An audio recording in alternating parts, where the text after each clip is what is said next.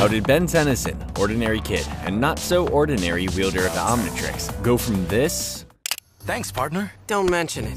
But I just did. And we're not partners. I work alone now. To this.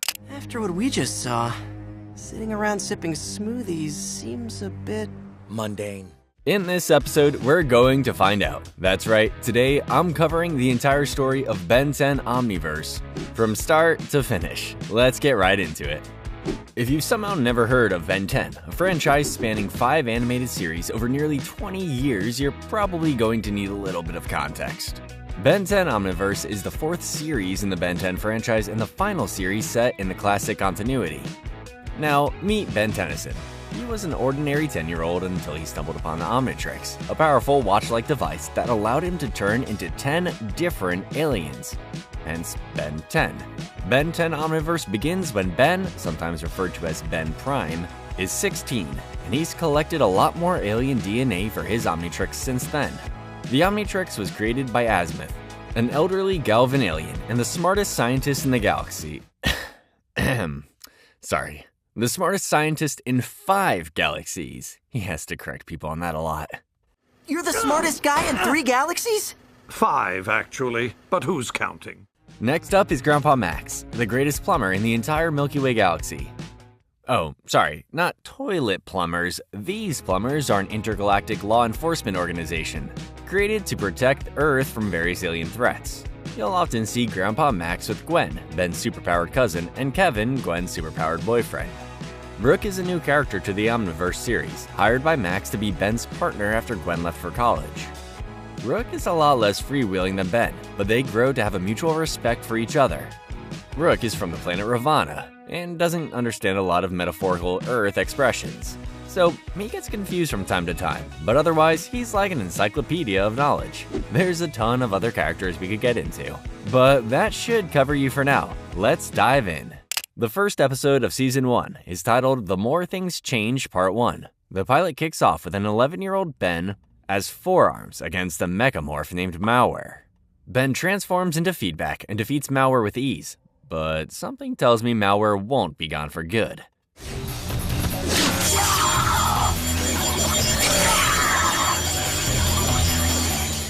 Ooh, a self-butt-kicking. Those are rare. 5 years later, Ben, Kevin, and Gwen win a battle with Zombozo. Gwen and Kevin tell Ben that they're moving away from Bellwood. As Gwen skipped a few grades to attend college, Ben's disappointed, but vows to fight the bad guys as a solo act. Ben meets up with Grandpa Max in the secret plumber's base, but an alarm goes off before they can chat. Ben tracks down the problem and finds Crabdozer. He tries to turn into Humongosaur to fight it, but turns into Spider Monkey instead. Even superheroes get annoyed by new tech upgrades. After the fight, a small alien named Pac-Mar tells Ben that there's a gang blackmailing alien shops. Ben tries to go undercover to catch the alien trio, but he attracts a little too much attention as Cannonbolt. Ben is outmatched in the 3-on-1 alien fight, but Rook, a plumber sent by Max to be Ben's new partner, helps him tag team the gang of criminals. Rook is, well, a rookie, and super by the book. So he rubs Ben the wrong way right off the bat. Ben makes it clear that he doesn't want a new partner. But Rook continues on with him regardless. He and Rook work together to dispose of the bomb, but the alien gang escapes. Ben and Rook run after them and discover a secret city named Undertown. Kyber, a mercenary who dubs himself the greatest huntsman in the galaxy, has been watching this whole thing from afar super creepily. He sends his pet in after Ben and Rook. The second episode of this two-parter is titled The More Things Change Part 2 and picks back up in the city of Undertown. Ben reiterates to Rook that they are not partners, while they chase down the alien gang. Kyber, meanwhile, tracks Ben with his pet in an underground transit tunnel. Not a very nice doggy. Hunt him up. Ben wants to explore the fun, cool city, but Rook wants to continue their investigation into the alien gang terrorizing the town. Ben isn't super worried, he says, because sooner or later, the big bad will send their minions after him. Not the best strategy, but right on schedule, Kyber's pet morphs into Bug Lizard and attacks Ben in the marketplace. They fight for a little bit, but Kyber calls Bug Lizard back when he sees Rook. Rook and Ben head to an alien bar that Bubble Helmet frequents. Ben transforms into Terraspin, choking all the bar patrons with non-poisoned air. Bubble Helmet tells them he'll talk when he can breathe. Rook returns his helmet. and bubble helmet zips off. Ben is annoyed that Rook fell for such a dumb trick, but Rook points out that following him will lead them to the big boss. Soon, they find Siphon. Siphon has been running a mob-like protection racket and intimidating local businesses, and he plans to extend his terrorizing to the surface. Siphon's goons attack Ben and Rook. Ben transforms into Armadillo, and he and Rook fight off the bad guys. Break it up, people! Better yet. I sense a partnership forming. Siphon takes on Armadillo, and Kyber sends in Bug Lizard to end the battle. Ben transforms into Shock Squatch while Rook takes on Siphon. And Rook even gets a halfway decent wisecrack in. Ben and Rook win the battle, but Bug Lizard escapes in a cloud of gas. Siphon and his goons are arrested and taken away by the plumbers. Grandpa Max tells Ben that he doesn't have to have a partner, he just thought that Ben was ready to be a mentor. Rook brings them some chili fries to share, which is what really seals the deal. Chili fries are Ben's favorite food, and he inhales them. Next time, lead with the chili fries, Rook.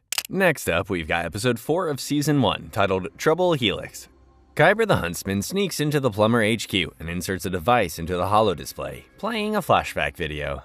Why did we hire you guys again? You call control unit fabrication.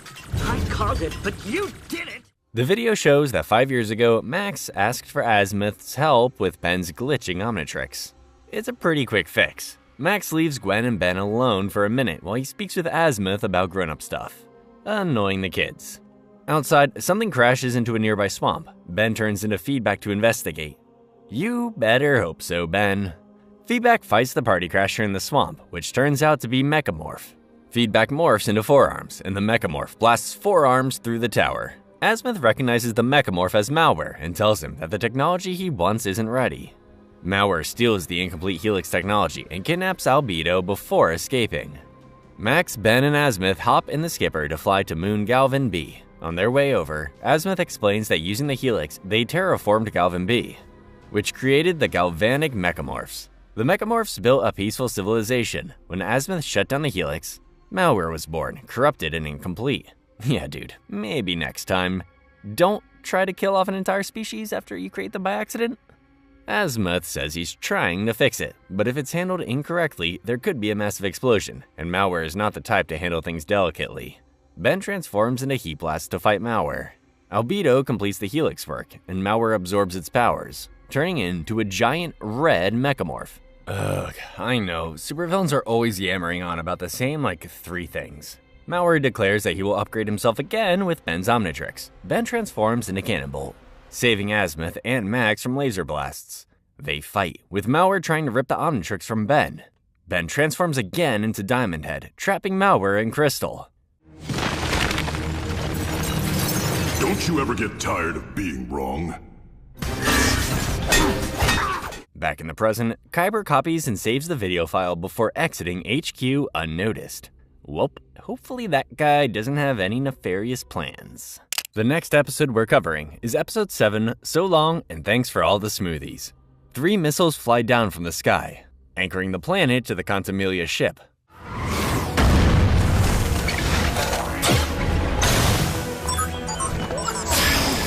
Nice save. Ben and Rook go to investigate the ship, where they find the Vriedel brothers. Kinda dramatic, Rook. Apparently, the Vriedel brothers destroyed the Plumbers Academy, forcing Rook to take his final exam in a trailer. Still seems dramatic, Rook. They soon run into Argit, a con rat and longtime friend of Kevin's. Argit is just as surprised to see Ben. Argit has the Annihilarg, a legendary doomsday device that may or may not destroy the universe when detonated. It also may or may not create a new universe. Talk about a dangerous coin flip. But before they can discuss much further, an Incursian warship attaches itself to the Contamelia. Ben, Rook, and the Vriedel brothers take out Incursian soldiers, and Ben confronts their leader, Emperor Milius.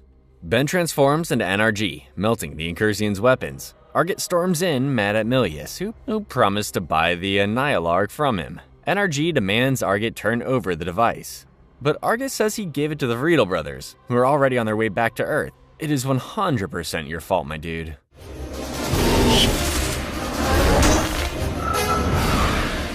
Rook! Ben!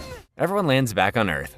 Argit dives after the Doomsday device, which gets chaotically tossed around and activated. Ben transforms into Alien X as the universe is being destroyed, enabling him to reverse the process. But before Alien X can do anything, he has to come to an agreement with Bellicus and Serena. Alien X recreates the universe after a quick bickering session. Yeah, Ben would probably sound pretty insane repeating that story.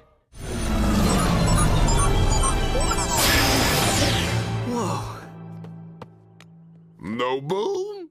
Rook and Argett think Ben had a panic-induced hallucination, and Ben is positive that he created the universe, noting that his favorite grape smoothie tastes different now.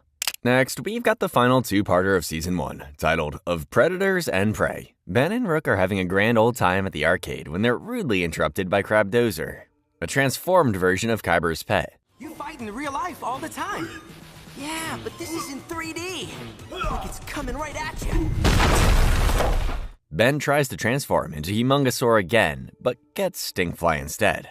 Ben transforms into a bunch of different alien forms, but Kyber's pet overpowers him as a predator every single time. Later, Rook makes the observation that Kyber's pet was able to transform based on Ben's weaknesses. And it had a device that looked a lot like the Omnitrix, but red. Sure, Ben, who cares about the havoc it wreaks in the meantime? Ben and Rook head to Undertown to investigate and soon get into a fight over strategy. Or rather, Ben's total lack of strategy. Frustrated, Rook bails on the job, leaving Ben to look around Undertown alone. In a flashback, we see Malware in the lair of Dr. Psychobos. He wants the doctor to build him his own Omnitrix. Back in the present, Psychobos is speaking with Kyber, saying he needs Ben's DNA. Ben summons Kyber's pet using a dog whistle from Pac-Mar's alien pet store, and he gets attacked. Ben tries to use the Omnitrix to transform, but it's recharging, so he escapes on his hoverboard instead. Is that the expression? Ben zips around for a bit before transforming into Crash Hopper. Kyber's pet transforms into Musulator, swiftly taking him out. Fight back all you want. There is a predator for every kind of prey. Ben turns into several different aliens, but Kyber's pet transforms into the correct predator every time. Ben tries once more to become Humongosaur, but no such luck. He turns into Ball Weevil, which Kyber's pet easily takes on as Terrorantula. Ball Weevil flies through a sewer pipe onto the street, and Ben is just praying aloud that Rook will show up. While Kyber and Ball Weevil fight, the Omnitrix times out, transforming Ball Weevil back into Ben. He passes out, and Kyber finally catches his prey. Now, for the second half of this two-parter, Ben is being held captive by Kyber the Huntsman, who rudely slashes up part of his hoodie. I don't think Ben's going to get Kyber to buy him a new one.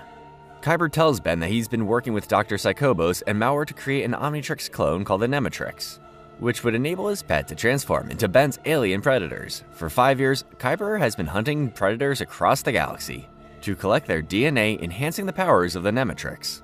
Ben, probably still annoyed about his hoodie, taunts Kyber for not capturing him sooner. While Kyber is distracted, Ben uses his sword to cut himself free and turn into Humongosaur. I mean Wrath.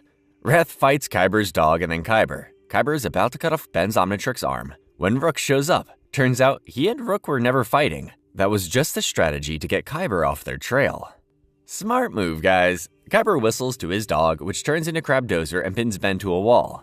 Ben transforms into Heat Blast before getting chewed up and spit out by Crabdozer. Yuck, I don't even want to know. Ben transforms into Armadillo, then Stinkfly, then Crab Lizard, but Kyber's dog transforms into Ben's predator every single time. That seems exhausting. While fighting on top of the ship, Ben finally transforms into Humongosaur.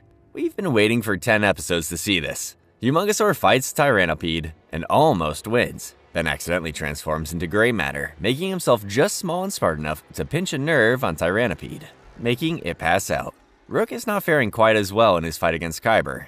Kyber is just about to deliver the final blow when Ben flies in as Big Chill, freezing the bad guy and saving his partner. They escape, and Kyber's ship crashes into the ground. But Kyber and his dog survived. Malware gives them instructions to capture Ben again, leaving us with a cliffhanger at the end of Season 1.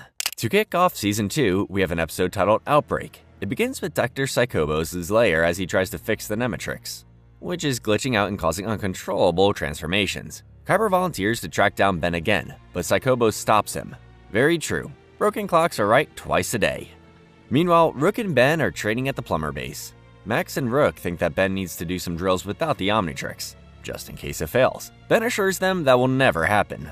Dr. Psychobos and his robotic snakes break into the base to fight the plumbers. Psychobos snatches a piece of the Omnitrix from Ben before escaping. The Omnitrix glitches again, releasing a burst of energy that transforms Rook.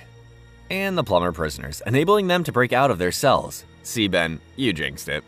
Siphon, now transformed into a Pyronite hybrid, sends a message to the wider base saying that he'll suck all of Bellwood into the Null Void if they don't free him and his minions. Bluekick and Dryba try to fix the Omnitrix, to no avail, eventually transforming Ben into a yellow blob alien called the Worst. That name is probably not great for his self-esteem. Our heroes head underground to shut off the base's power, closing the portal to the Null Void. The bad guys attack, and the pint-sized heroes fight back. Bluekick and Dryba finally fix the Omnitrix, the Worst transforms back into Ben, and everyone else turns back into normal. Ben transforms into Kickenhawk, taking out the bad guys with ease. Back on the ship, Dr. Psychobos puts the stolen Omnitrix part into the Nematrix. Malware is upset that the doc didn't kill Ben, but Psychobos says that their real enemy is Azimuth. Next up in an episode titled Many Happy Returns, Gwen and Kevin make a surprise visit to see Ben and go to Mr. Smoothie to catch up. Kevin tells Ben that he needs to stay hidden, but they're interrupted by a ship blowing up Kevin's car. And nearly blowing up Gwen, but good thing your girlfriend can protect herself with a powerful mana bubble, right, Kevin? Rook arrives in the proto truck and they engage in a flying car chase. Ben transforms into blocks and stops the ship, throwing it to the ground before our heroes make their escape. Kevin reiterates that he needs to hide. So Ben takes the gang into Undertown. The ship from earlier returns. A Tetramand named Princess Luma Redwind exits with Argit, saying that she's there to claim her husband, Kevin Levin. Still not as painful as a heartbreak. The heroes escape into a sewer tunnel, and Kevin confesses that he promised Luma his hand in marriage in exchange for a piece of tech. They said there was no way. I was an outsider. Luma catches up to them and starts fighting with Kevin and Rook. Ben transforms into XLR8, and Gwen turns into her Anodite form. Just then, a huge Tetraman ship flies in. Luma's father, Warlord Gar Redwind, demands Kevin his daughter. In exchange, he won't destroy the entire Earth. The Tetraman soldiers erect a wedding chapel. Ben transforms into Crash Hopper and challenges Luma to a fight. Luma easily defeats Crash Hopper, then Clockwork, then Shock Squatch. Ben refuses to give up and transforms into Forearms, who emerges from the battle victorious. The Tetramans tell Ben that this means he has to marry Luma. Kevin makes a quick getaway with Gwen. The Tetramans leave, telling Ben he has 3 years to prepare for the wedding. Ben and Rook are heading to the old Bellwood Days Festival, where Ben is making an appearance. Sorta. Fame ain't all what it's cracked up to be, Ben. The festival is interrupted by Kyber's pet, aka Bug Lizard. Ben transforms into Heat Blast before getting knocked around by Crabdozer. Ben fights the Crabdozer turned Slamworm before it transforms again into Hypnotic. This thing can instantly match me, alien for alien now. It almost hypnotizes Ben as Big Chill, but he manages to brush it off. Flashback time! 11-year-old Ben and Gwen are with Grandpa Max on their way to Mount Rushmore, which is also a fully functioning plumber base. Max shows the kids a captured Psycholeopteran, which is the same predatory species as Hypnotic. An alarm goes off. Mauer begins attacking the plumber base, but Max swiftly defeats it using a Tachyon cannon. Or maybe not. Malware reforms, absorbing the Tachyon cannon. Ben transforms into Feedback, enabling him to defeat Malware. As they fight, Kyber sneaks off to steal DNA from the Psycholeopteran. Which brings us back to the present, where Ben realizes that his enemies are obtaining DNA samples from predators to perfect the Nematrix. Hypnotic puts Big Chill into a trance, and Ben has a fantasy where he sees himself as a famous hero. But he's able to talk himself out of it, because fame and fans aren't really what being a hero is all about. Ben figures out that this whole fight is just a diversion to get the duo away from Proto Truck. Ben sees Malware inside the truck destroying its memory core. Ben transforms into Humongosaur to fight Malware, but Malware escapes while Ben is saving kids on a bus. Later, a kid comes up to Ben to thank him for saving his life. And that's why you do this hero stuff, Ben. Next up is episode 9 of season 2, titled Store 23. Max and Ben are fighting Liam, the giant chicken guy from Siphon's gang, when Ben gets distracted. Next time, get into showbiz, Ben. Max scolds Ben for his antics. Ben recruits Bluekick and Dryba to help him find the 23rd Mr. Smoothie store, which is literally materializing and disappearing before their eyes. Inside, Ben finds Professor Hoakstar, who is trying to create a Mr. Smoothie store that exists in every dimension at once. And now, they've been transported to a new universe. There's a ruckus outside, and Ben goes to investigate. This universe has a familiar-looking hero, a younger, richer Ben who calls himself Ben23. Ben10 introduces himself and they both agree, this is pretty awesome. Ben and Ben23 go to Mr. Gyro, where Ben23 is mobbed by fans. Ben is pretty jealous. He takes a message from Max on his Omnitrix, prompting Ben-23 to say that Grandpa Max died in his universe. 7-7 launches a rocket on both Bens. A fight breaks out, and 7-7 brings a few friends. Ben transforms in a heat blast, and Ben-23 transforms into Electric Yeti so they can duke it out. Together, they win the fight. Ben-23 finds Azimuth-23 in a robotic suit and almost kills him, but Ben stops him. Ben-23 asks Ben how to tell good aliens from bad ones. Ben tells his interdimensional little brother that Azimuth-23 gives great advice, the kind Grandpa Max would have given him. Ben makes it back to his own universe and gives Grandpa Max a big hug. Sometimes, all you need is a stern talking to from someone you love, eh Ben? To kick off Season 3, we have our first two-parter, titled Showdown. On Galvin Prime, Dr. Psychobos, Kyber, and Malware steal a DNA sample from an omnivoracious skeleton. Just the bad guys getting a DNA sample from the most dangerous predator in the universe, no big deal. Meanwhile, Ben and Rook are patrolling through Undertown. Rook asks Ben why he doesn't use feedback anymore, but Ben says he doesn't want to talk about it. Back on Galvin Prime, Azimuth is confronted by Dr. Psychobos, Malware, and Kyber, who brag about their mad science skills creating the Nematrix. Yeah, but Azimuth gave you a pretty big head start by creating the Omnitrix in the first place. Suddenly, Azimuth teleports Ben as Humongosaur and Rook out of Undertown onto Galvin Prime, where they fight Kyber's pet, Omnivoracious. Ben is almost eaten by Hypnotic, but Azimuth finishes his new invention in the nick of time. Azimuth blows the whistle and Kyber's pet turns back to normal. You are Azimuth. I cannot believe I am in the presence of the greatest mind in the universe. Rook and Kyber have an epic whistle-off before Azimuth turns Kyber's pet into Visotopus, the natural predator of Dr. Psychobos. Ben figures out that the villains are being helped by Malware. Azimuth says he doesn't want a repeat of what happened to Feedback. This prompts Rook to ask Ben again, what the heck happened to Feedback? Flashback time. Ben says that Feedback was his go-to alien for a while until he had a fight with Malware several years back. Ben fought Malware as Feedback, but Malware removed the alien DNA from the Omnitrix entirely and destroyed it. Upset, Ben punched Malware, causing a huge explosion. They thought this was the end of Malware, but they were wrong. Ben thinks this entire thing is all his fault. Dr. Psychobos is arrested and Kyber's pet is taken away, but the Nematrix and Kyber are missing. And Galvin B is suddenly destroyed. That doesn't look good. The second half of Showdown begins just 5 minutes before the Galvin B explosion. Several galvanic mechamorphs try to stop Malware, but he blasts them away. Malware finds the helix and absorbs its power, destroying Galvin B.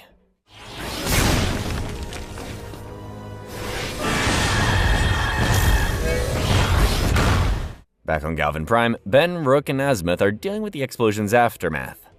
Asteroids crash down from the sky. Azimuth says that these aren't ordinary rocks, but pieces of malware. Great. No one has any ideas, not even the guy who created malware in the first place. Azimuth tries to get Malware to join the heroes, but he isn't interested. He wants to take over all of Galvin Prime. Malware attacks. Ben transforms into Humongosaur to fight back. Malware grabs Humongosaur and begins absorbing him.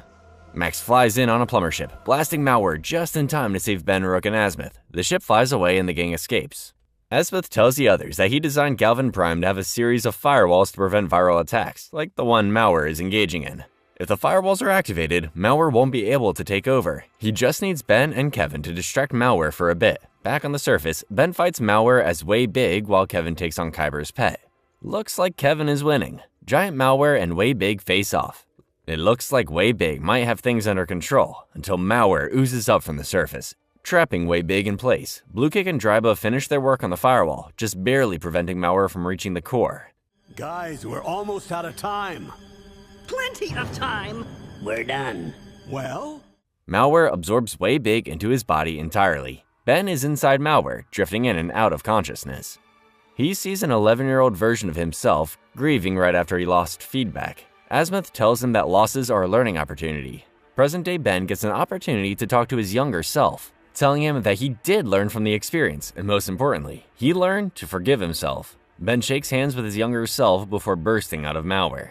As his old friend, Feedback, suddenly, hundreds of galvanic mechamorphs rain down from the sky, damaging Feedback and turning him back to his original size. Feedback hooks up to the helix, using the energy to finish off Malware for good this time.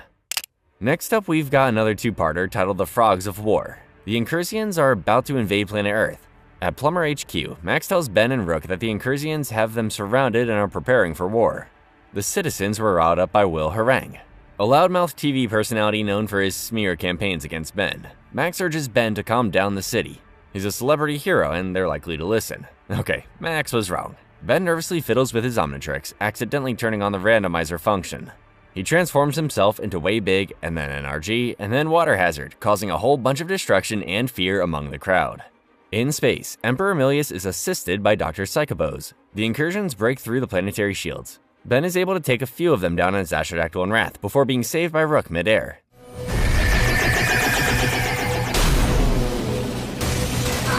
Bring it on, froggies! They return to base, where the plumbers are preparing a plan of attack. Max tells Ben to sit this one out until the randomizer function can be shut off. Ben ignores the orders and jumps on Rook's ship. Their ship crashes onto Emperor Milius's, and Ben, as Nanomech and Forearms, takes out a bunch of incursions with the help of Rook, but Ben's Omnitrix is still glitching out, only letting him stay as any given alien for a few minutes at a time. Ben gets a few good licks in as Big Chill, Accelerate, Humongosaur, and Crash Hopper before the ship crash lands on Earth. Yeah, Ben, looks like you have things totally under control. Outside the ship, Max and Atia have their armies facing each other. Dr. Psychobos presses a button, releasing large mutated Toku stars all over the planet. To protect the citizens on Earth, Ben reluctantly surrenders. Bill Harang reports that the incursions have taken over Earth, and he's proud to say that Ben Tennyson has been blasted into space. The next episode is the second part of the Frogs of War. Ben has been exiled to space. Emperor Milius has taken over the Earth. Will Harang, however, thinks this whole thing is hunky-dory. Yeah, the group bombing the White House are probably not the good guys, Will. Milius has taken over the entire planet with his army of Waybads. Meanwhile, Gwen, Kevin, Rook, Argit, and Bluekick are trying to launch a counterattack without much success. Argit suggests going after Dr. Psychobos, since he has the power to control the Waybads. The gang assembles outside Psychobos' convoy to hijack it, but it's a setup. Argit already made a deal with Atia to betray his friends, and the heroes are arrested, and that's why you can't trust bad guys, Argit. Another incursion takes out Atia and the others before beckoning the others to follow him. He introduces himself as Bullfrag and leads them to a spaceship where they can escape. Bullfrag tells the gang he has a plan to take down Psychobos and rescue the plumbers. Bullfrag helps get the team into the base, enabling Rook to hijack the security system. The plumbers are freed, including Max. Bullfrag refers to Max as Grandpa, revealing that Ben was working undercover as Bullfrag. Gwen says she knew this already. Ben tells them that Azimuth picked him up from the space pod and fixed his Omnitrix, adding incursion DNA so Ben could infiltrate Atia's forces. A Waybad is incoming, and Ben transforms into Way Big to fight it. Rook, meanwhile, takes down Psychobos, but the Waybads continue to attack. Milius, furious that Ben has returned, sends his ship after him. This is getting to be quite the jam. Rook reemerges with a null void projector, setting the Waybads into a different dimension. This gives Way Big the space to blast Milius' ship with his laser beam, causing it to crash. Ben, Gwen, Kevin, and Max confront the Emperor, with Atia and Psychobos in chains. The gang arrests Milius, but Atia breaks from her handcuffs, insisting that this was her plan all along. She knew Ben would break free and overthrow her father, enabling her own takeover. Atia agrees to call off her army if they keep her father under lock and key. Emperor Milius is equally proud and devastated. On her way out, Atia gives Ben a very tonguey kiss. Blech. And now, we're kicking off Season 4 with an episode titled Food Around the Corner. A spaceship full of flea-like aliens called Helix drop onto an unknown planet, getting ready to drill for some resources. But the planet is actually Ben as Gravitac. He's about to negotiate a peace deal between the Apoplexians and the Leodons. Being a hero is a thankless job, Ben. Reasons are good, Colonel. Complete scans on all spectrums. We have a gravitational field, an environment, and no sign whatsoever. The conference begins, and both sides start bickering immediately, threatening war. Gravitac calms everyone down, but the construction and drilling happening on his skin makes him a little testy and a lot itchy. I'm itchy just thinking about this. From another room, Max and Rook see the Helix on Gravitac's skin. Rook is shrunk down to a microscopic size and grapples onto Gravitac. Rook approaches the Helix, asking them to halt operations. They aren't interested and plan to drill into Gravitac's core, which could kill Ben. Rook fights off some of the Helix workers, who blast Gravitac with grenades. This causes some drama in the regular-sized world. Can someone get this guy an allergy pill? Rook gets in touch with Ben, telling him that he could explode at any minute. He tries to leave, but the leader of the Leodons, Poltroon, traps everyone else in the room before escaping himself.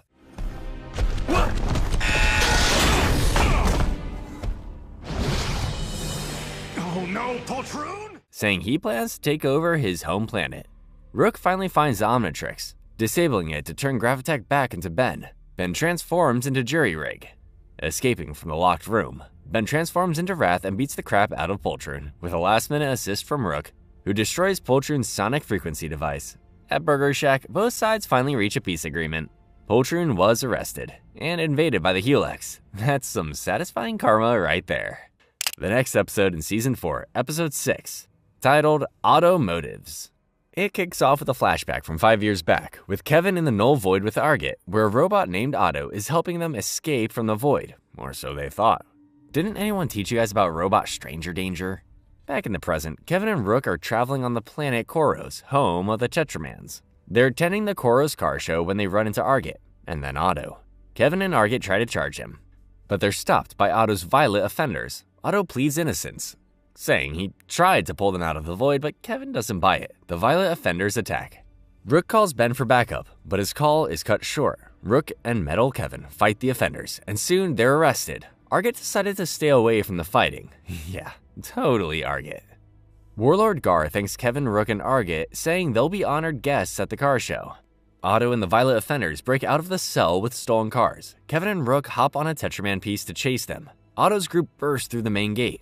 Arget picks up Kevin and Rook with a proto truck and Kevin's car, and they chase Otto and his gang, eventually arresting them again. But soon, the proto truck merges with Otto, turning into a giant robot. Would be way cooler if I didn't think he was going to kill everyone. Ben teleports onto the scene and transforms into Upgrade, tuning Kevin's car into a giant galvanic mechamorph robot. They have an awesome battle, and Ben takes down Otto. Since Kevin's car was destroyed, Warlord Gar gives Kevin one of his as a thank you. Next up is an episode called The Ultimate Heist. Ben and Rook are in Undertown looking for Inspector 13, who is harboring illegal alien tech. Ben gets a little distracted as usual. Never too early to shop for gifts, Rook. They run into Arget, who's received some very positive attention for his role in the incursion invasion. Arget takes Ben and Rook to his office, where Ben tells him about the search for Inspector 13. Arget agrees to help them break into his warehouse and find him if he can keep the legal weapons to sell for himself. Surprisingly, Ben agrees. Meanwhile, Albedo, Ben's evil twin, is pounding on the door of his jail cell at Plumber HQ, saying he's actually Ben Tennyson.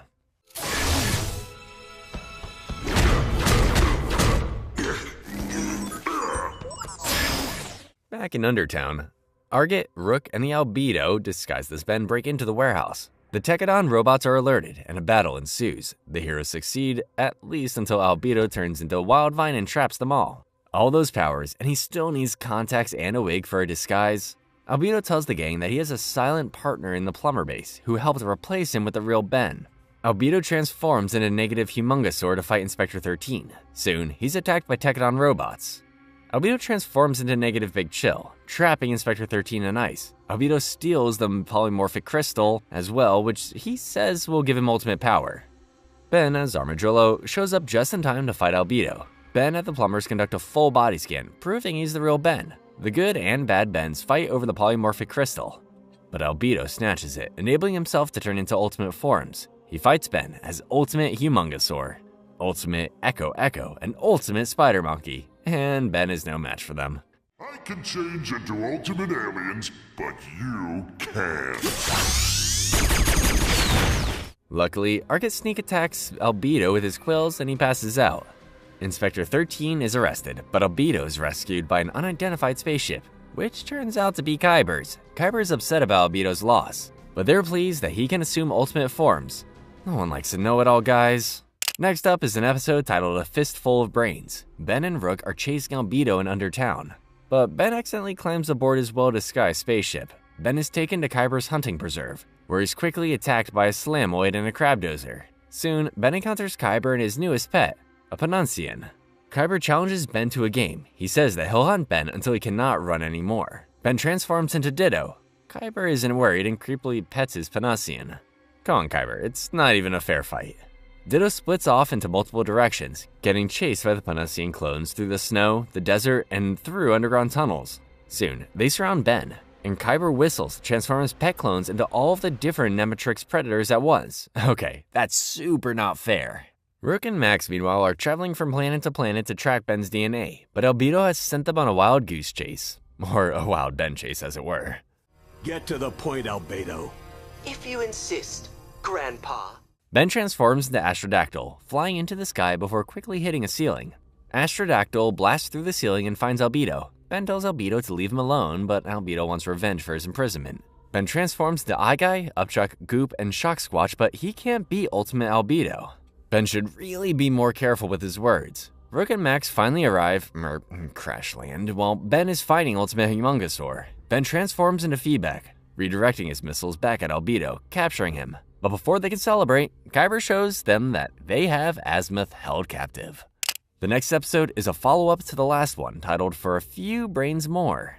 Kyber and Ultimate Albedo have captured Azimuth, draining the intelligence from his body and turning it into a green orb. The heroes fight over the orb and Azimuth himself, before escaping with both.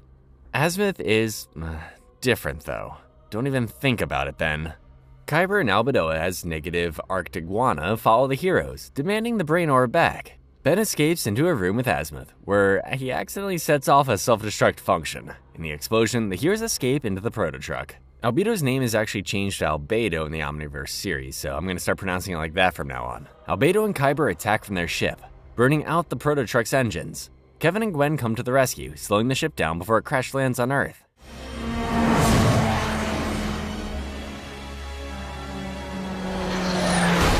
Ben transforms into Gravitack, but Albedo takes him down as the negative Armadillo and then negative Gravitack. Kevin and Gwen fight Kyber, trapping him, but he transforms his pet into an ultimate Planuncian. Gwen holds the enemies back with her force field, and Azimuth accidentally turns Ben into Pesky Dust. Surprisingly, Kyber is terrified of Pesky Dust. Pesky Dust puts Kyber to sleep and views his dreams. Aw, Kyber just wants a family and some recognition. Pesky Dust discerns that Albedo is in a lab somewhere. Ben transforms into Water Hazard to blast the ultimate Planuncian with water, giving Kevin an opportunity to smash the Nemetrix. The heroes head to Billion's Tower. Ultimate Albedo is already transferring Azimuth's brain to his own. He traps Ben and the gang before he starts to have an existential crisis, overwhelmed by his insignificance in a cruel, uncaring universe. Albedo believes his efforts to be pointless.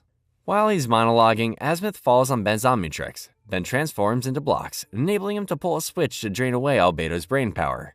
My jealousy of Azimuth, it isn't just evil. Ultimately, it's pointless. Albedo, no longer enlightened, transforms into Ultimate Humongosaur and battles Ben, who turns into a new alien called Atomics. Atomics fights Ultimate Spider Monkey, finishing him off with a power called Nuclear Winter. It's very, very awesome. The gang puts Azimuth's brain back where it belongs. Azimuth, angry, tells Ben he has got to stop hitting the Omnitrix so hard, which is what's causing him to randomize. He rewires Albedo's Ultimatrix before teleporting away. Albedo is arrested, but Kyber gets away.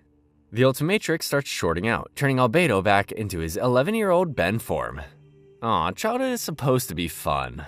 Kicking off Season 5 in an episode titled Mystery Incorporeal.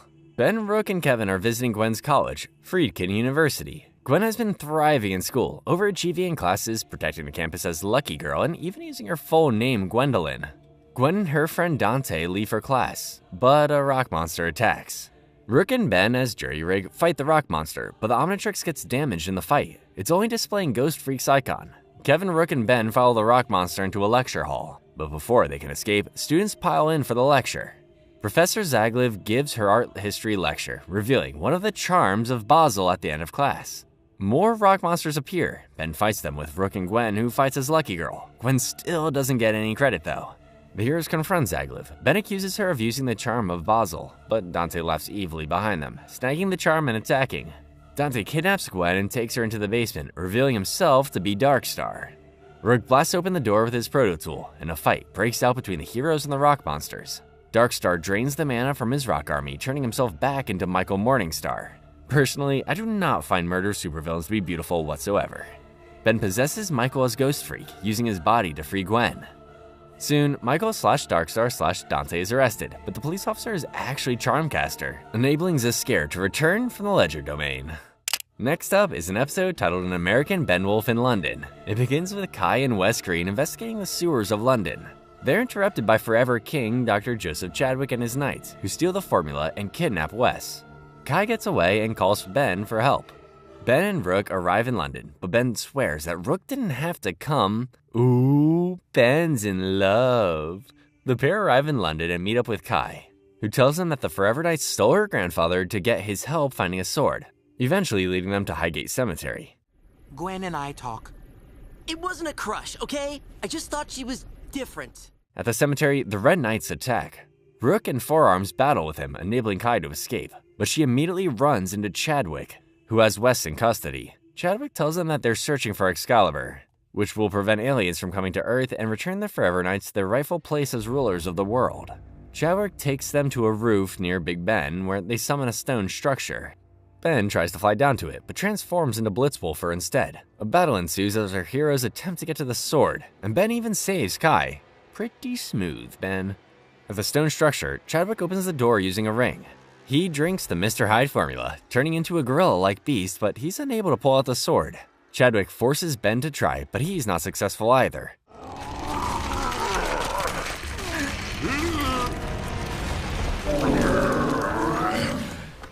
Angry, Chadwick commands his knights to destroy Ben and his team, and a fight breaks out. The room floods in the battle destruction, but Kai finds an exit on the floor and they escape unharmed. Rook, Ben, Wes, and Kai exchange goodbyes on the bridge. Ben even gets a kiss on the cheek. The next episode is titled Animo Crackers. It opens at Plumber HQ where Dr. Animo is talking to his stuffed animals. He seems pretty insane until one of the stuffed animals starts talking back, telling Dr. Animo they're busting out of the place. But Animo accidentally sets off the alarms, attracting the attention of the plumbers. Animo and his toy blast their way out, but they're stopped by Ben, Rook, and Magister Patelidae. The toy keeps Animo calm, saying Ben will try to transform into Humongousaur, but instead will get upgrade. Lucky guess? For the toy's instructions, Animo throws a device at Ben, enabling them to escape up the elevator. Up, up, and away!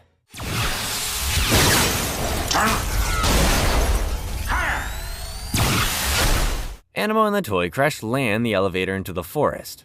Animo is approached by a gorilla-type creature, who introduces himself as Animo from the future. Future Animo recruits his past self to steal a mutant DNA project from the government. But they're interrupted by Spanner. Rook and Ben catch up with them, and the chase is on. Rook catches Animo, until Animo transforms some squirrels into mutants and sends them after Rook. Future Animo frees his past self. Spanner, Ben, and Rook have a regroup. Spanner tells Ben to call Lieutenant Steele. They catch up with him, finding the mutant frog and a mutant snail being ridden by future and present Animo. Ben transforms into gut rot, releasing sulfur dioxide and then nitrous oxide, aka laughing gas. Wow, future Animo has no sense of humor. Rook points out that even if they defeat Animo, he'll just keep coming back from the future. Spanner suggests making them forget the whole day ever happened.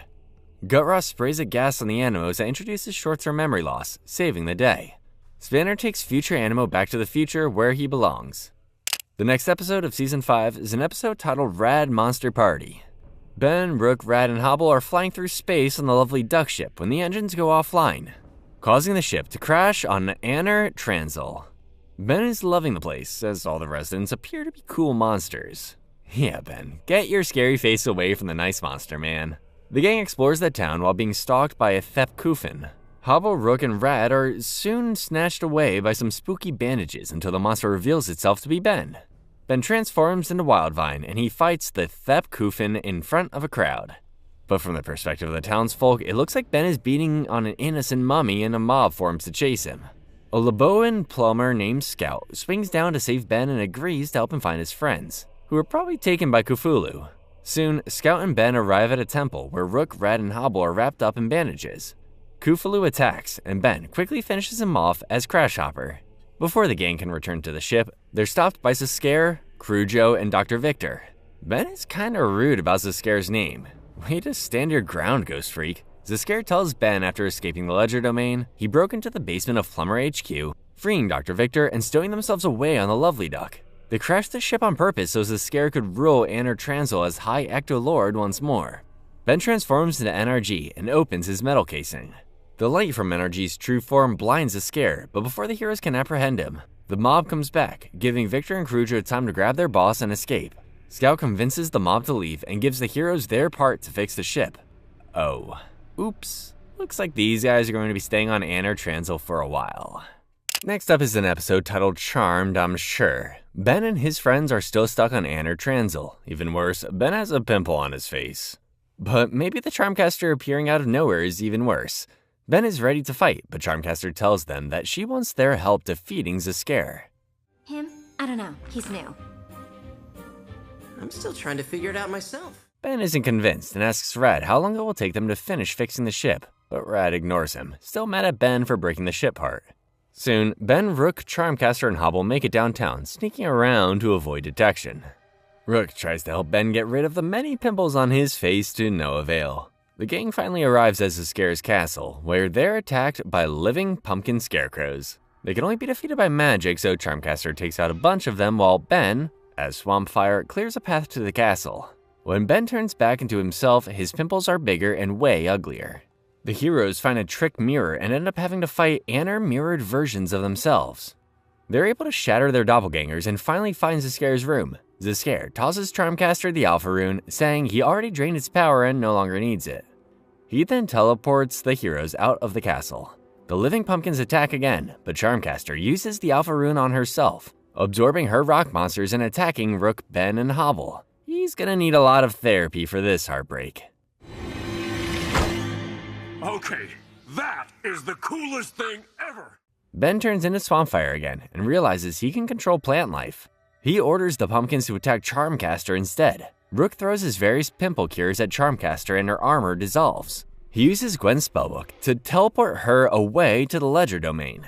Ben transforms back into himself and his pimples are gone, but they're still stuck on Anatransil. The next episode is titled The Vampire Strikes Back and begins on, you guessed it, Anatransil. Zascare uses the power of the Alpha Rune to revive a Vladat named Lord Transil. Victor isn't happy about this because the Vladats enslaved his people. Zascare doesn't really care and resurrects Lord Transil anyway. Meanwhile, Red is flying the ship away from the planet when Ben's Omnitrix detects a new DNA sample on Anatransil. Ben tells Rad to turn around, but he refuses, opening the ship's door and sucking Ben out of the ship. Rook convinces Rad to turn around with an enticing offer. Had a duck. Meanwhile, at Zascare's castle, Zascare convinces his new friend to brainwash all of the citizens on the planet so they can rule the universe together. The zombified citizens find Ben, successfully brainwashing Rook, Rad, and Scout as well. Besides Hobble, who says the brainwashing corruptor was unable to get through his mucus-covered skin. Yuck. Ben scans Lord Transil and transforms into a new alien called Vampire. Vampire shoots Corruptorus at Crujo, Cthulhu, and Victor, brainwashing them to his side before they escape with Hobble to find Zascare. Yeah, well, two can play that game. I hope. Rook, Rad, and Scout are doing their best to fight the brainwashing. A for effort, guys. Vampire flies a lovely duck into the castle walls. Vampire, Victor, Crujo, Hobble, and Cthulhu battle Transil, Zascare, Rook, Scout, and Red. The Omnitrix times out, turning Vampire back into Ben. Victor, no longer under Ben's control, has his own agenda, betraying Zascare and Lord Transil. Ben transforms into Atomics, creating a powerful orb of bright light that kills Zascare and frees everyone from Lord Transil's brainwashing powers. Just to be safe, Lord Transil is stored in a coffin near the Anner System's sun. The episode ends with the heroes finally leaving the Anner System. Talk about a field trip. Now, let's kick off with Season 6, Episode 1, titled, And Then There Were None. Ben is saving a cat from a tree when his Omnitrix beeps. Wait, that's just a regular watch. Turns out this is an alternative timeline where Ben never received the Omnitrix. Later, after a soccer game, Kevin pushes Ben over and steals his watch. Ben tells Max that he's bored about being in the same old town and doing the same old stuff. Later that night, Ben is leaving Mr. Smoothie when he's stopped by Bad Ben. Bad Ben transforms into Ghost Freak and tells Ben he must be destroyed. Rude. Soon, Bad Ben is joined by Albedo and Benzaro. Watchless Ben is tracked down by Ben Prime, who rescues him and takes him to Professor Paradox. Paradox explains the concept of the multiverse, noting that this is the only Ben that hasn't even heard of the Omnitrix. Yeah, I'd be confused too. Eon and Vilgax soon show up to kidnap No-Watch Ben. They plan to kidnap Bens from all over the multiverse to corrupt them. Bad Ben, Albedo, Benzaro, Mad Ben, and Nega Ben join the fight. Vilgax says that No-Watch Ben is a wild card and needs to be eliminated. Paradox teleports in, bringing Ben 10,000, Ben 23, and Gwen 10 with him. The Battle of the Bens is on. Vilgax watches the fight from a nearby rooftop and teleports in a Chronosapien time bomb, which will eliminate every Ben from the multiverse besides No-Watch Ben. He sets the bomb off, destroying all of the Bens. As Ben Prime fades away, his Omnitrix drops onto No-Watch Ben's wrist. Before Vilgax can kill No-Watch Ben, Paradox pulls him into a portal in a pocket dimension. Paradox tells him that he's the last remaining Ben Tennyson in existence, but he has a plan. They're going back to where it all began. The next episode, titled "And Then There Was Ben," picks up right where the last episode left off. Paradox brings No Watch Ben to Vilgax, spaceship from the original timeline. In order to reverse the damage to the multiverse, they need to ensure that all of the events take place as they originally did. Gosh, time travel is confusing. With the help of gray matter and Cannonball, No Watch Ben is able to send the Omnitrix pod down to Earth, where it crashes near 10-year-old Ben Prime. Hey, maybe don't touch the mysterious space tech if you don't want it to cling to your body. I'm on fire! I'm on fire! Paradox tells No Watch Ben that they need to unite the other good Bens for a multiversal showdown between them, the evil Bens, Vilgax, and Eon. Paradox teleports them to other universes, recruiting ben10 and ben23. The gang heads to a new dimension, running into a version of Argit who has the Omnitrix. No Watch Ben doesn't even know Argit. Good call. In another universe, they find Ben 10,000, who quickly pieces together what's going on. Next, they visit Ben Prime, who's immediately down for an adventure. The gang regroups in a pocket dimension before teleporting to No Watch Ben's original timeline. Vilgax taunts No Watch Ben, saying he presents no threat even with the Omnitrix. No Watch Ben transforms into Clockwork, undoing the effects of the time bomb and restoring the other Bens. A fight breaks out between the good and bad Bens. Watch it, monster face! Clockwork returns the evil Bens to their timelines before returning the Omnitrix to Ben Prime. Ben Prime as Diamond Head, Ben 10,000 as Atomics X, Ben23 as Electric Yeti, and ben10 as Cannonball kick Vilgax. But it's No Watch Ben who delivers the final blow. Good thing No Watch Ben takes self-defense classes. The Bens return to their respective timelines, and Max arrives with the plumbers to arrest Vilgax. Ben Prime is happy that even his watchless counterpart is a hero in his own right, and returns home. The next episode is titled Universe vs. Tennyson. Ben is complaining to Rook about the new Mr. Smoothie formula not tasting the same since he recreated the universe as Alien X. Soon, they get caught up in a car chase with Fistrick. Before they can arrest him, Ben and Rook are stopped by a Galvin lawyer named Chad Smith. Chad Smith tells Ben that because his client was not read his rights, he is free to go. A few other criminals have to be released as well. That's the law for you, Ben. When trying to make an arrest at Mr. Smoothie one night, Ben's name is called out. A celestial sapien named Starbeard tells Ben that he is being criminally charged with unauthorized recreation of the universe. Ben pleads innocence to Judge Domstall, but Domstall says the decision won't be up to him. Rather, quadrillions of aliens will be watching the trial and will vote on his guilt. Ben reluctantly gives Chad Smith a call. Rook is called to the stand and is a little too honest. Well, he is supposed to tell the truth, the whole truth, and nothing but the truth. Ben has frequently demonstrated his ignorance of procedure, as well as a countless host of other topics. Starbeard calls Ben to the stand and offers him a Mr. Smoothie, asking him if it tastes different.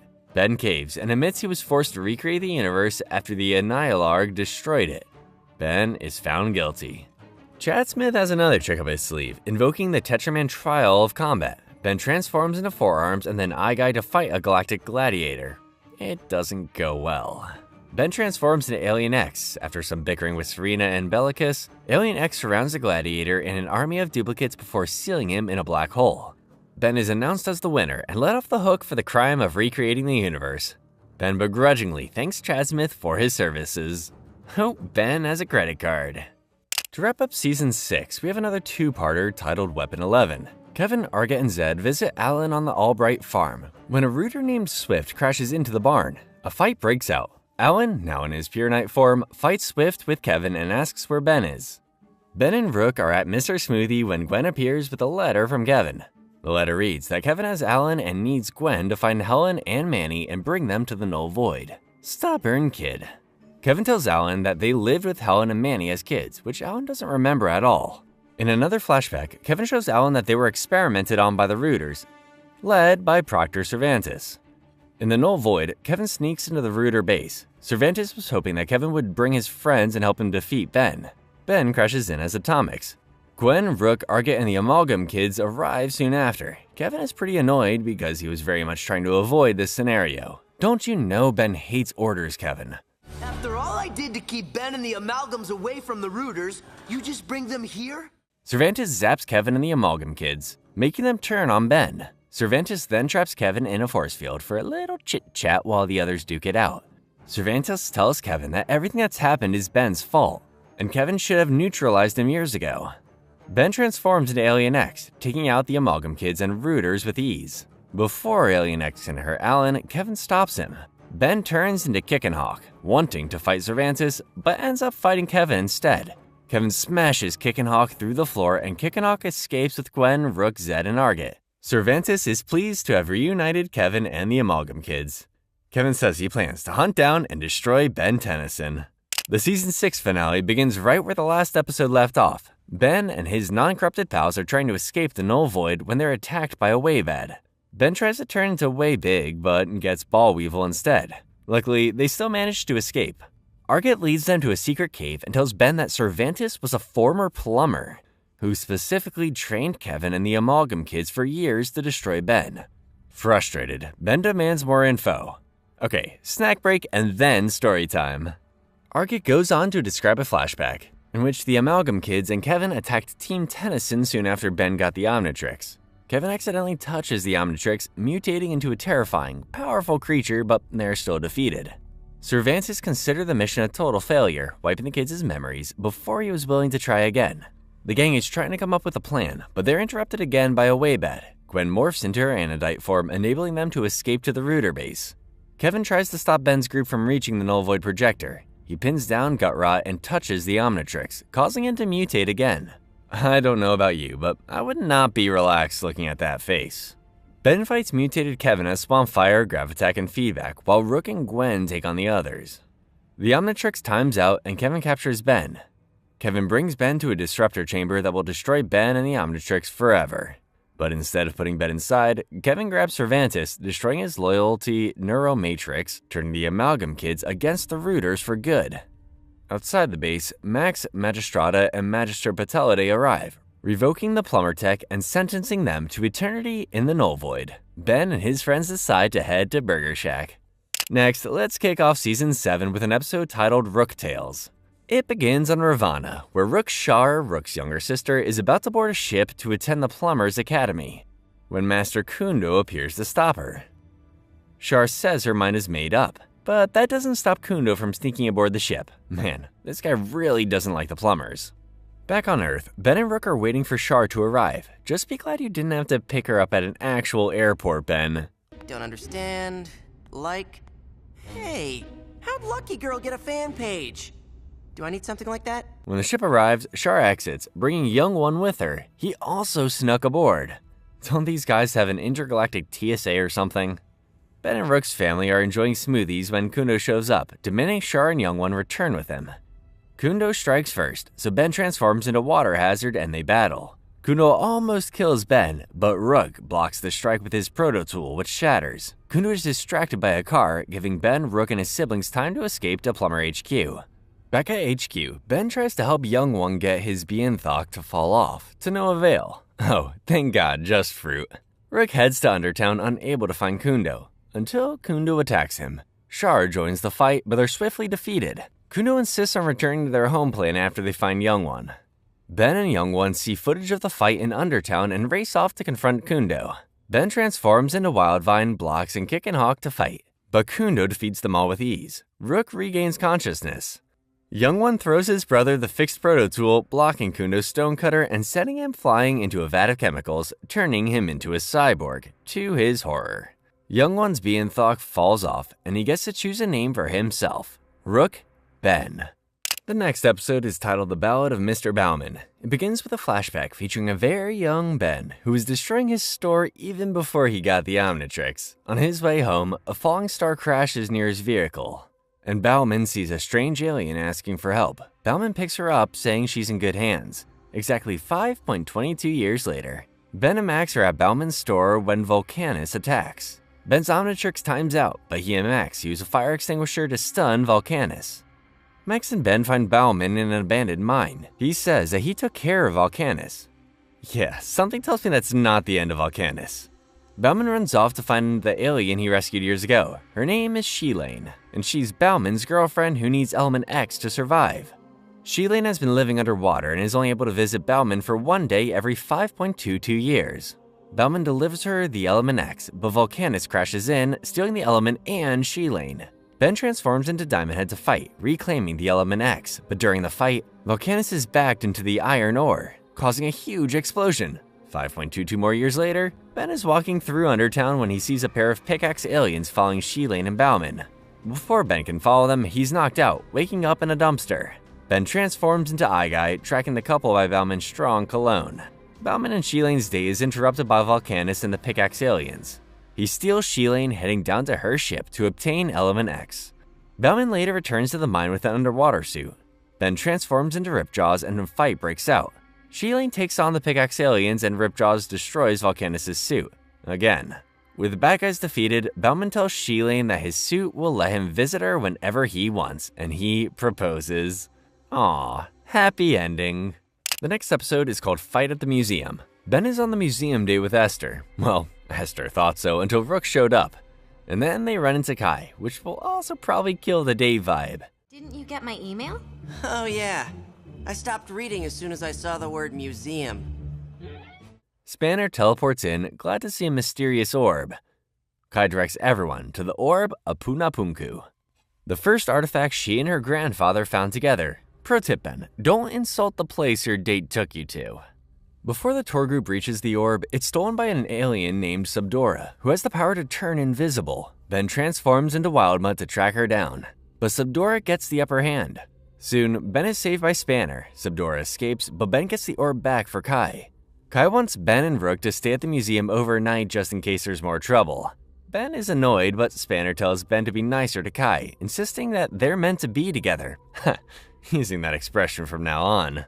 Shouldn't you be a little, I don't know, nicer to Kai? Nicer? Dude, I've known her since I was 10. Subdora sneaks in, but she's revealed when Ben accidentally covers her in cheese puff dust. She snags the orb and runs off.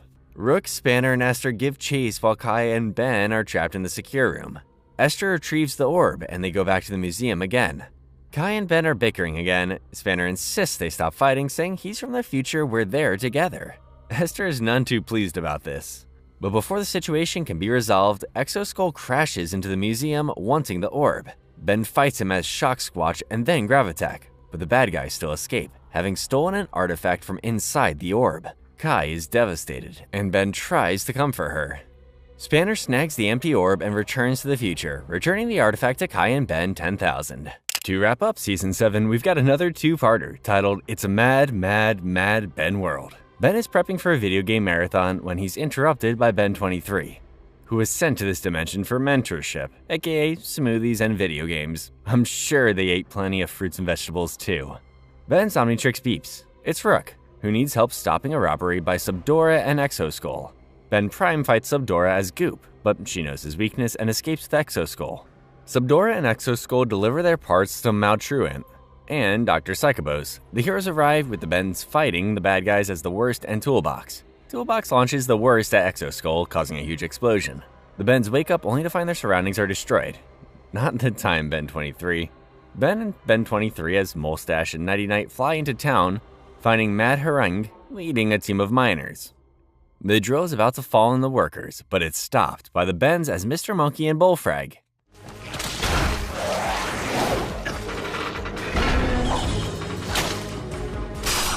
Ben demands to know who their boss is. Turns out it's Mad Ben, who transforms into Diamond Head and traps both Ben and Ben23. Maltruant congratulates Diamond Head, and Ben figures out what key he's looking for. He turns into Clockwork, forcing Mad Ben into his ordinary self and freezing him in place. Ben23 turns into Technobubble, merging with Clockwork. So much better than video games. The Bens find the key, but Exoskull attacks, enabling the others to deliver it to Maltruant, restoring him to full power. Full-powered Maltruant defeats Technobubbled Clockwork with ease and disables their Omnitrixies.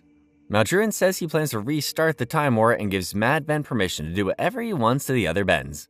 The second part of It's a Mad, Mad, Mad Ben World begins with Ben and Ben23 chained to Dr. Psychobos while Mad Rook forces them to work under Warlord Ben's orders. Both of the Ben's Omnitrixies are still frozen. Dr. Psychobos, who hates this job, says he can fix them if they can escape.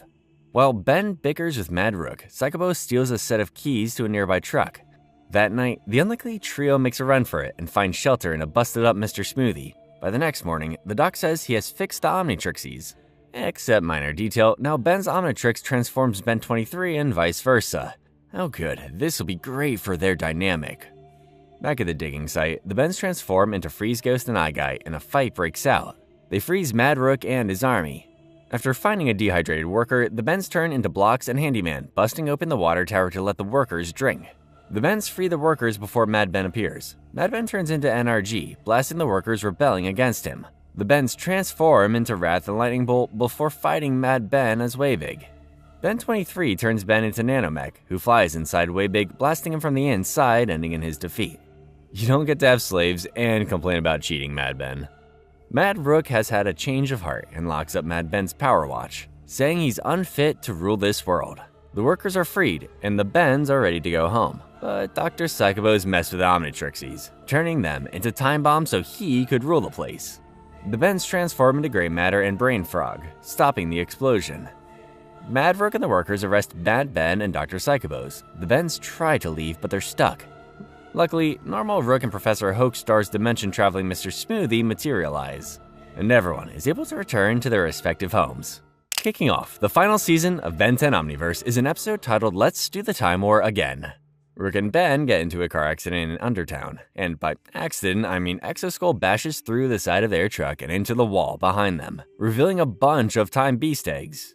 A fight breaks out between Ben as feedback, Rook, Exoskull, and Subdora. Our heroes win the fight, but a Time Beast appears, destroying much of Undertown before heading to the surface.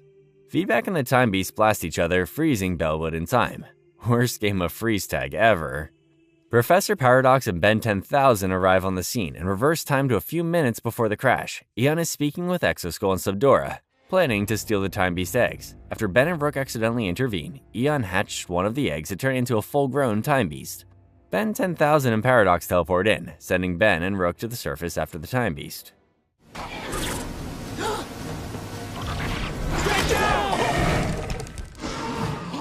Meanwhile, Ben 10,000 transforms into Crash Shocker to fight the criminals with Paradox. Eon flees while his lackeys are unconscious. On the surface, Gravitek and Skurd create the Block Slobber, shooting the beast. But this initiates a chain reaction that destroys the city. You're lucky that your friends are pros at time travel, Ben. The gang travels back in time again, right before the car accident. Time travel is very confusing, so I'll just say everyone fights everyone. Thank you. Eon escapes with 2 eggs and his criminal lackeys, but the heroes manage to capture the Time Beast. Paradox takes the past Ben and Rook back in time to close the loop, and Eon delivers the Time Beast eggs to Mount Truin. Rook is stuck on the graveyard shift at Plumber HQ, while Ben and Max are having a grand old time fighting Yetta, who robbed a bank. Rook whines about the tedious job, but then the power goes out. Uh-oh. Rook tries to investigate what's going on, but soon the base is put into lockdown. Double uh-oh. The culprit is Cyborg Kundo, who plans to purge their tech and destroy them all. Since Max and Ben are locked out of the base, Rook reluctantly accepts Festina's help. Reluctantly, not because she's a criminal, but because she's super in love with Rook. I don't know. Fighting evil space cyborgs together is a good first date in my book, Rook. Truthfully, this duty is unusually boring. And sometimes disturbing. With the help of the Plumber B team, Rook, Festina, and Roebucket make it to the base's central control. A fight breaks out. For a moment, it seems like Kundo is defeated, but he laughs creepily, so it seems like he's still got a plan. Outside, the wires of the base stick out of the ground and shoot an electric beam into the sky. Kundo says he's infected the base with self-destructing viruses and plans to destroy all of the Plumber bases throughout the galaxy. Something tells me he was rejected from the Plumber Academy. Kundo and Rook do get out with Festina's help. Soon, Ben arrives, transforming into Upgrade to stop the virus upload, but the core is already infected. There's no time to evacuate Bellwood, so the team sends Plumber HQ into space, where it explodes. So, it's a spaceship. Yep. That's right. All Plumber bases are designed to operate from orbit. Kundo is arrested and sent to a faraway planet to live in solitude. Max promotes Rook for his hard work and tells Festina that she can attend the Plumber Academy after she serves her time. Festina is thrilled at the prospect of spending more time with Rook in the future. Aw, Rook, just think of it as something to look forward to. Next up is an episode titled Malgax Attacks. Ben is playing a video game, very annoyed with Skurd for making him lose. After Bluekick and Dryba are unsuccessful in removing Skurd, the trio heads to Galvin Prime to get help from Azimuth. And good thing that's where they're headed, because Albedo and Vilgax are on the planet and have stolen Malware's remains, so they're probably up to no good. Azimuth is able to remove Skurd with ease, placing him in a container for further examination. Lully tells Azimuth that Malware is missing. Soon, Vilgax sends out the attack mechadroids to attack the base. Okay, gonna need a plan B. Ben transforms the Ghost Freak to fight the mechadroids. Vilgax and Albedo in his ultimate form appear, informing the heroes that they plan to conquer Galvin with the help of Malware's remains, which they have remade into battle armor. Vilgax demands that Ben hand over the Omnitrix. Ben turns into Diamond Head to fight Malware-powered Vilgax, but he's punched all the way to Galvin B. Ben tries again, fighting him as Atomics, but he's still underpowered. Meanwhile, Bluekick, Dryba, and Lully do their best to take on Albedo as Ultimate Spider Monkey and Ultimate Wrath in Azimuth's lab. Ultimate Wrath shoots Azimuth with a laser, and he seems to be vaporized. Luckily, Bluekick and Dryba put their heads together and are able to rematerialize him. They aren't the brightest, Azimuth be happy they figured it out at all. I'd rethink the situation. Azimuth disables Albedo's Ultimatrix, trapping him in his 11-year-old body forever. Talk about a punishment. Ben tries fighting as Vampire, still unable to defeat Malware-powered Vilgax. Vampire contacts Azimuth for help, saying he needs Skurd to reattach to the Omnitrix. Lully flies Skurd to Vilgax's ship, enabling him to rebond with the Omnitrix. Ben, as Vampire, uses Armadillo's arm, blocks his cannons, and feedbacks plug hands to absorb Vilgax's energy blasts, and Ben is able to throw him into the ship's warp core, destroying him. The ship is about to blow, but Ben gets everyone out with Gravitack. At the end of the episode, Vilgax is petrified, and Albedo is on planet-wide cleanup duty. The next episode is called The End of an Era. It begins 20 years later in an alternative future starring Ben10,000 and Kai, who are having a retirement party for Grandpa Max. But first, they gotta take down Dr. Animo, who is trying yet again to build an army of mutants. Luckily, Animo is stopped by Spanner, who is finally revealed to be Kai and Ben10,000's son, Ken Tennyson. But Ken is hiding his superhero identity from his parents. The family and Animo head to Plumber HQ for the party. Rook is taking over Max's job and Kevin is taking over Rook's job. But hush, everyone, hush. The president of Earth is arriving. Argit is president? What a nightmare. Greetings? Come on, you guys. Granted, I am the most powerful man on the planet, but I'm still the same old Argit. Meanwhile, Subdora is sneaking around the base, getting orders from Maltruan and Exo Skull. Soon, the power goes out due to a solar flare. Subdora takes this opportunity to enter a vault and steal the Annihilarg before hiding herself. Gwendolyn senses Maltruan's presence on top of the base and knowing he's looking for the Dwarf Star. Ken and Rook lead everyone to the hangar deck. Exo Skull crashes in, taking the dwarf skull that Argit is wearing around his neck and enhancing his power. Outside, Maltruan confronts Kai, Ben10,000, and Gwendolyn. Ben10,000 transforms into Atomic X and blasts the villain. But Maltruan still has the upper hand. Spanner shows up, accidentally calling Ben10,000 Dad, and accidentally blowing his cover. The fight continues. Ben10,000, Kai, and Gwendolyn are trapped in time by Maltruan, and for a moment, all is lost. Until Ken appears with present-day Ben and Rook on their time cycles. Time's up, Maltruant. Somehow I remember your clips being better. No, they're always this bad. Yeah, Ben, you could have spent a little more time on that one. Maltruan, Exo Skull, and Subdora fight Ben's group, with Ben fighting as Vampire with Diamond Head armor. Thanks, Skurd. Maltruan continues to work on the Annihilarg and the Dwarf Star. He freezes Spanner before forcing Ben and Rook to stand down. Eon appears through a portal with a time beast. Maltruan escapes, sending Eon back to his own time. The series finale of Ben10 Omniverse is titled A New Dawn. It begins where the last episode left off, with Maltruan fleeing the battle with a time beast. Professor Paradox appears, telling Ben and Rook to follow Maltruan using the time cycles. But as usual, Ben is a little bit reckless. You'd think so, but they're immediately approached by George Washington. So they're probably in the wrong place. Fortunately, Washington is an organization that predates the Plumbers, so he's not terrified. Maltruan also falls into this timeline and sends out a distress signal. A zombified Redcoat appears, and Ben transforms into Ghost Freak to fight it with the president. They take down the zombie and Washington cures him. Thank you, sir. Hey! Rook determines that they're in the year 1773, right before the Revolutionary War. An alien ship piloted by a young Vilgax crashes into the planet. To help Maltruan and the heroes go to investigate. POTUS rushes into battle with Vilgax, guns blazing. Ben joins the fight as XLR8, and then Molestache. Rook arrives with the time cycles, and he and Ben follow Maltruan again before landing on a Contumelia ship. Ben and Rook make their way to the ship's controls, which is piloted by 3 Mr. Smoothies? Ben doesn't love anything more than smoothies. That makes sense. Rook is suspicious of the Contumelia, having heard stories of them destroying universes. Ben pieces together that Maltruan wants to create a universe of his own design using the Annihilarg. The Mr. Smoothies teleport Ben and Rook to the chamber where Maltruan is, and a fight breaks out. Ben turns into Chromostone, but can't break the protective barrier around the Annihilarg. Just as Chromostone breaks through, the device falls through a hatch, forming a black hole and releasing a huge explosion of energy. For a moment, it seems as if Ben is killed, but he captures the energy as feedback before cycling through nearly all of his alien transformations, before destroying Maltruan and the Annihilarg.